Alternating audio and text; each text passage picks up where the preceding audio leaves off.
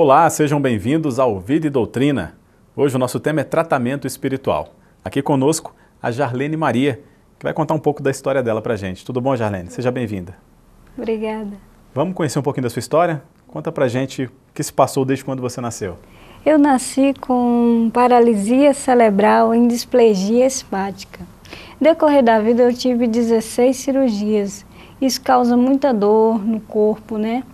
E aí com os médicos eu ia em um hospital ou outro, essa dor não vai passar, essa dor não vai passar. Até que teve alguém que falou assim, não, leva ela no tratamento espiritual. Foi onde eu conheci a doutrina espírita. E para eu entender melhor, por que você nasceu com essa paralisia cerebral em displasia espática? Qual foi o motivo?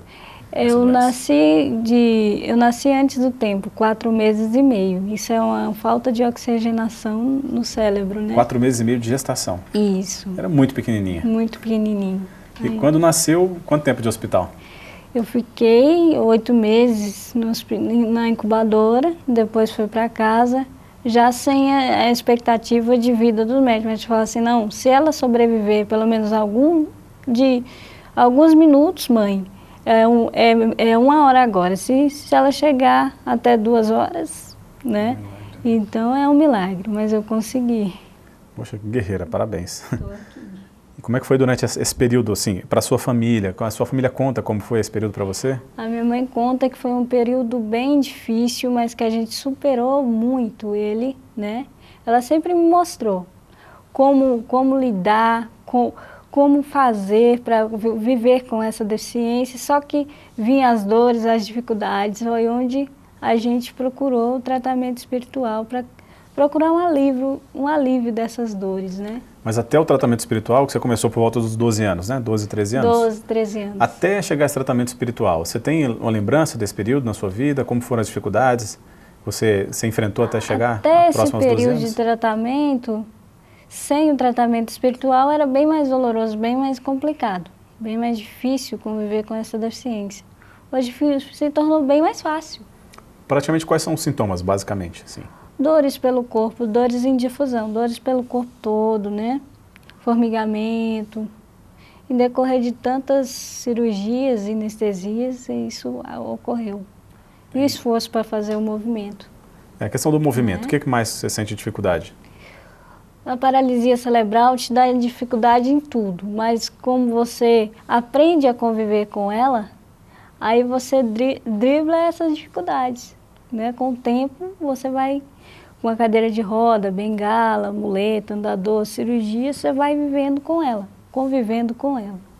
E o apoio da família nesse período até chegar à próxima vida adulta, era praticamente dependente, completamente dependente ou não? Você sempre teve esse tempo para poder evoluir? Eu era menos, eu agora tenho mais independência, eu tinha menos independência, porque eu tinha mais dificuldade de locomoção. Hoje em dia eu posso dizer assim, hoje estou bem, né? Melhorei muito. Andava com mais dificuldades, andava menos de 100 metros, né? Mas sempre procurei fazer minhas atividades sozinha, fora os períodos de internação. Sempre utilizou a muleta ou sempre começou com a cadeira de rodas? Não utilizava nenhum tipo de aparelho de locomoção devido à própria deficiência. Você não conseguia se movimentar? Não andava 2, 3 anos, 1 ano, eu arrastejava, né? Aí com o decorrer do tempo, ao passar por cirurgias, foi que eu fui ficando de pé, andando, né? Aí fui utilizar os aparelhos já na fase adulta, com 12, 13, 14 anos. E nesse período sempre muita dor, muita dor, aquele colinho para paralisia cerebral é de bebê até os 9, 10 anos, até onde a mãe consegue carregar você. Conseguir um aparelho de locomoção não é fácil no Brasil, em Brasília. É bem mais fácil que Goiânia, onde eu nasci. Em Goiânia é muito complicado. Então nesse período você estava em Goiânia, até quantos anos? Até os 12, 13 anos. Aí vim para Brasília em busca de tratamento. Mas em Goiânia também eu passei por alguns tratamentos espirituais, né? Então começou em Goiânia? Começou em Goiânia e vim para Brasília. Bom, Jarlene, então, assim, como você já nasceu com essa paralisia cerebral, você foi crescendo, evoluindo, como você se via emocionalmente, vendo seus amigos, seus familiares? Passou algum momento de dúvida quando você foi crescendo? Foi, tem aquela dúvida, será se eu vou conseguir ainda andar? Será se eu vou conseguir me movimentar, né? Tem essa dúvida, mas você luta para que isso aconteça, porque de acordo com o que vai crescendo, vai piorando o seu estado de marcha, como o médico disse. Andava na ponta do pé, hoje em dia estou conseguindo firmar os pés no chão, né? Então, se não fazer esse tratamento, emocionalmente você entra em depressão, fica bem complicado sobreviver, né? Fica isolado. O deficiente sem tratamento, ele fica isolado, né? Isola-se do mundo, isola-se da sociedade, porque ninguém vai até ele e ele não vai até ninguém, né? Exclusão, né? Não inclusão. Não inclusão, exclusão, na verdade. Aí, psicologicamente falando, como você via a situação? Assim, você se sentia, vendo as pessoas, eu sou diferente, como passava essa dúvida na sua cabeça? Essa dúvida passava e a vontade de crescer, né, sempre teve comigo, minha mãe, onde a gente procurou os tratamentos espirituais também. Fazíamos os tratamentos nos hospitais e procurávamos o tratamento espiritual, como um apoio, assim. Mas as primeiras vezes eu não queria ir, não, estou com medo. Resistente. Eu tinha medo do quê? O pessoal fala, não, isso é macumba, isso é não sei o quê, e a minha própria mãe tinha medo. Aí ela falou, não, vou levar para ver. Até quando a gente viu que aquilo ali não era aquele bicho de 7 cabeças que todo mundo pinta, né? Sim, então o contato da família em si com o espiritismo foi nesse período. A família já não era uma família espírita, né? Não, a gente buscou mais para tratamento. Jarlene, com relação aos movimentos, você consegue controlá-los, consegue ter força nos movimentos? A paralisia cerebral dá essa falta de descontrole, né? São as espacidades, cabeça, tronco, perna. Às vezes você está quietinho e movimenta sem querer. Os movimentos voluntários sempre vão existir, mas já diminuíram bastante. Bom, Jarlene, então eu te peço licença, a gente vai fazer um rápido intervalo e daqui a pouco a gente volta contando um pouco mais da história dela e como foi o tratamento dentro da Casa Espírita.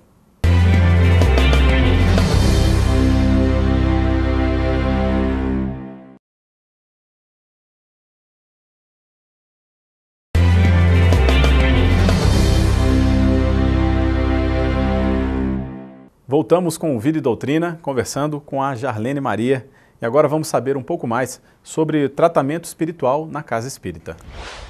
O tratamento espiritual na Casa Espírita, ele é de definição bastante elástica, porque pode ocorrer da pessoa chegar na Casa Espírita e já estar sendo recebida pelos espíritos, a depender da sua situação, da sua necessidade, e já ali, na entrada, está recebendo algum tipo de auxílio. Mas o tratamento espiritual pode também contar com aquele momento em que a pessoa vai para o atendimento fraterno, para uma conversa com uma pessoa, na tentativa da busca da compreensão da sua problemática, da sua dificuldade, de um encaminhamento de solução. O tratamento espiritual pode ocorrer enquanto a pessoa está assistindo uma palestra, quando ela recebe um passe, quando ela participa de alguma outra atividade dentro da Casa Espírita.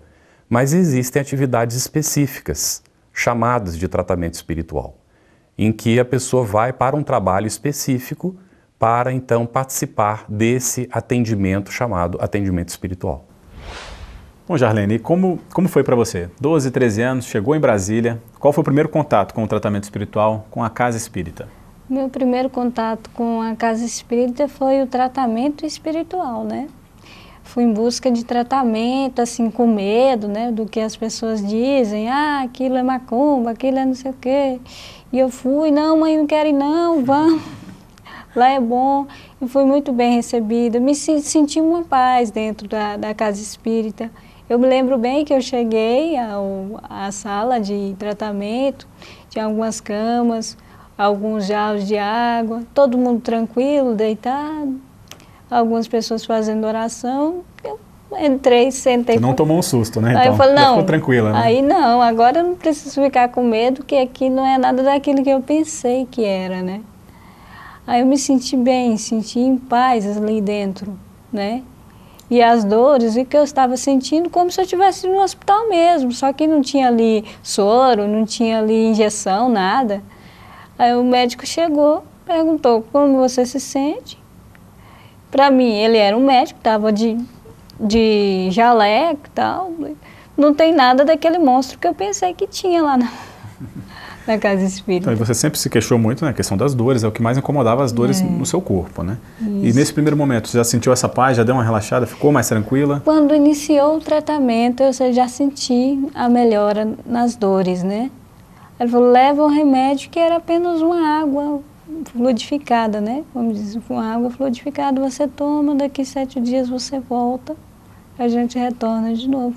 E eu fui me sentindo bem ali e foi cada vez mais retornando ao tratamento. E o tratamento como é que era? Você ficava deitada numa cama, você ficava em pé, sentada? Deitado numa cama, vinham 2 passistas, faziam uma oração, Pai Nosso, uma oração comum, todo mundo conhece. Te davam água e você ia embora. Mas não tem nada que assombra aqui, nada que a gente pensava. Vamos voltar aqui novamente. Estava te fazendo bem, né? É. E os sintomas foram diminuindo com o tempo? Diminuiu bastante. Qual era o que você mais queixava? O que mais te incomodava? Dores no joelho, pé, fiquei com bastante formigamento devido às anestesias que eu tomei, né? Muita dor. Aí foi diminuindo, isso diminuiu bastante, eu conseguia andar melhor, né? Firmar também. E tudo, aí acabou que tudo que sentia, tal dia tem tratamento espiritual, vou lá, né? Começou a frequentar a casa. Isso. Foi se sentindo bem e hoje em dia você inclusive é uma trabalhadora, né? Uma trabalhadora de casas, faz um trabalho dentro da caridade, né? Nas casas espíritas. Eu aprendi, né, com o espiritismo essa caridade, né? Às vezes que ia, tinha uma reunião e tal, e tinha esse trabalho de caridade, eu até cheguei a frequentar algumas vezes a sopa. E eu, hoje, no meu trabalho, eu incluo a caridade através do centro espírita. É isso que eu acho mais bonito no trabalho do espiritismo. E como é que funciona esse seu trabalho hoje em dia? Eu sou atriz de teatro e tenho a turminha do Palhaço Alegria Cadeirante. Faço apresentações em escolas, creche, né? Levando a inclusão de uma forma bem lúdica para crianças de 1 a 10 anos. E quando é um local carente, eu não cobro nada para fazer essa apresentação. Que legal. É um trabalho bem diferente, né? Bem um palhaço diferente, deve dar muito trabalho, né? E um palhacinho cadeirante. Isso. É um trabalho de inclusão, inclusive, inclusão e acessibilidade, onde Alegria e Dona Aranha levam a acessibilidade. A gente fala sobre a paralisia cerebral, a causa dela, por que o palhaço está na cadeira de rodas, né? Quais são as dificuldades do dia a dia, da falta de acessibilidade, do piso tátil, da comunicação alternativa, né? A gente divulga isso para a criança, porque a criança é a luz do mundo, ela vai iluminar. Daqui a alguns dias ela que vai fazer a inclusão onde ela passar, né? Então, se eu conseguir, essa é a minha ideia com a turma desde 2010. Se eu conseguir levar a inclusão até as crianças, o adulto vai ser inclusivo, né? Porque ele aprendeu desde criança a inclusão. Bom, Jarlene, eu te peço licença agora, a gente vai fazer um rápido intervalo e volta daqui a pouco com mais Vida e Doutrina.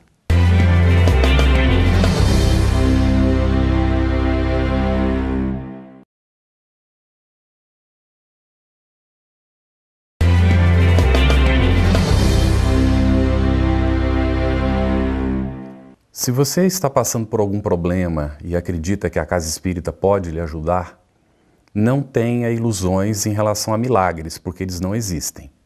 Os espíritos nos auxiliam, nos ajudam, a casa espírita é um ambiente muito favorável para esse auxílio, é muito bom recorrer para ir, às vezes, numa conversa fraterna com uma pessoa que é o atendente lá na casa espírita, para receber um passe. E se a instituição tem um tipo de tratamento espiritual, e você pode se inscrever para isso, se a casa lhe acolhe, não há nada de equivocado nem de errado nisso. É uma faculdade, uma possibilidade que os espíritos nos dão e todos nós podemos recorrer. Se você está necessitado, vá a uma casa espírita, procure orientação, procure assistir uma palestra, receber o passe e aí então se integrar ali naquelas atividades que a casa oferece. E durante todo esse processo, todo esse período, esse momento que você estiver lá, com certeza a espiritualidade amiga estará lhe auxiliando. Voltamos, você está no Vida e Doutrina, hoje conversando sobre tratamento espiritual. Recebemos aqui a Jarlene Maria. Bom, Jarlene, você conseguiu, depois de todo o seu tratamento que você inclusive ainda faz, ter uma vida ativa, uma vida né, perante a sociedade, muito bem vista, e você consegue fazer várias coisas. Você acha que o tratamento espiritual teve essa mudança na sua vida e trouxe coisas boas para você? Sim. Sem a melhora do tratamento espiritual, hoje acho que eu não conseguiria fazer a metade do que eu faço, né? Eu acho que não tem explicação esse tratamento espiritual. Você se sente bem ou você se sente bem? Ele só diz sim, sim. Não tem nenhuma explicação que eu possa te dar. É como a fé. A fé a gente se sente, mas não pode tocar. Desse jeito é o tratamento espiritual. Sente bem ali e vai melhorando. Agora, talvez, desencarnando, eu possa explicar, não, lá no tratamento. Vai ter uma explicação mais palpável, no caso, né? Bom, Jarlene, como é que você se sente lá durante o trabalho com a turminha do Palhaço Alegria Cadeirante? Eu me sinto uma criança. O Alegria é um menino de 4 anos, né, que foi levar a inclusão. Então, quando ele chega para levar a inclusão, ele é muito bem recebido. As crianças têm uma curiosidade, por que ele está na cadeira de roda? Por que ele anda nessa cadeira de roda? E ele leva essa explicação e acessibilidade com músicas que todo mundo gosta, Xuxa, Patati Patatá, e uma pequena explicação do que é acessibilidade. E você fez curso de teatro? Como é que Olha, o Alegria foi criado antes do curso de teatro, antes de ser atriz de teatro, né? Depois, como diz, depois da Casa Arrombada foi que eu fui procurar o teatro para fazer as oficinas teatrais, né? Hoje não, hoje eu tenho certificado de teatro, certificado de palhaço, mas quando a Alegria começou, foi uma ideia assim, tipo, tô lá em casa, pensei em fazer isso, e fiz, pronto, deu certo, eu dei continuidade, depois que eu fui atrás do trabalho de atriz mesmo, fazer outras peças. Depois de 2 anos que a Alegria já estava atuando. 2 anos já estava de sucesso da Alegria, né? Tendo retorno das crianças, das pessoas que te viam, né, ali encenando. E como é que é esse retorno? Explica pra gente. A inclusão vem das crianças sem precisar de pedir, né? Por exemplo, se eu estou com 3 adultos, eu olho para uma criança, porque ela vai ser a primeira a me ajudar sem aquele olhar crítico. Nossa, ele é assim, ele é diferente, né? Eu estive na escola.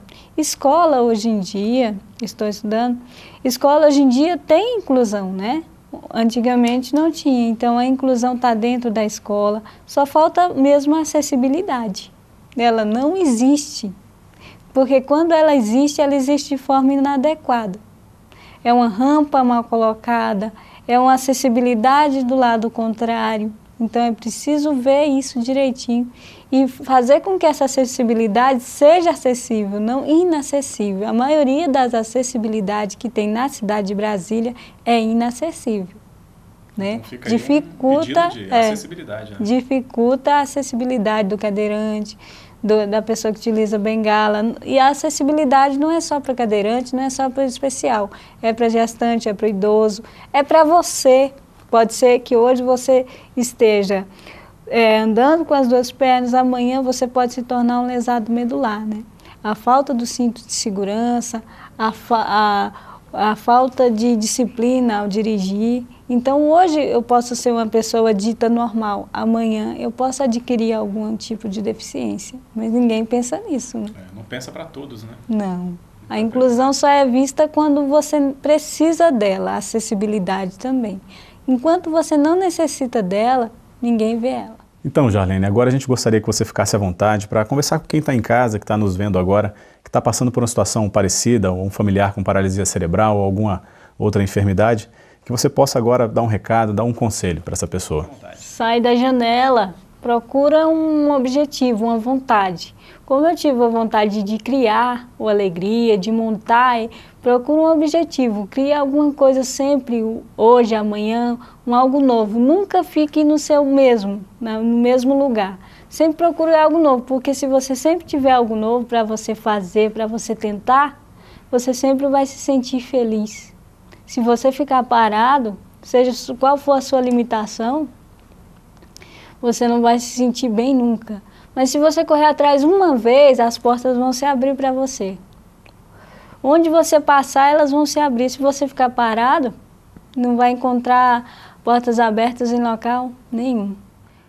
Bom, Jarlene, foi um prazer ter você aqui conosco, poder dividir a sua história, contar um pouco pra gente sobre toda essa sua história de superação, né, história de força.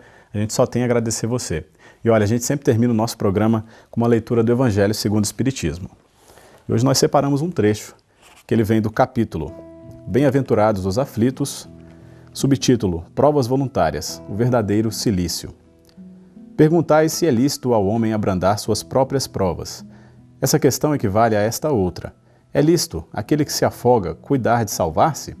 Aquele em quem um espinho entrou, retirá-lo? Ao que está doente, chamar o médico? As provas têm por fim exercitar a inteligência, tanto quanto a paciência e a resignação.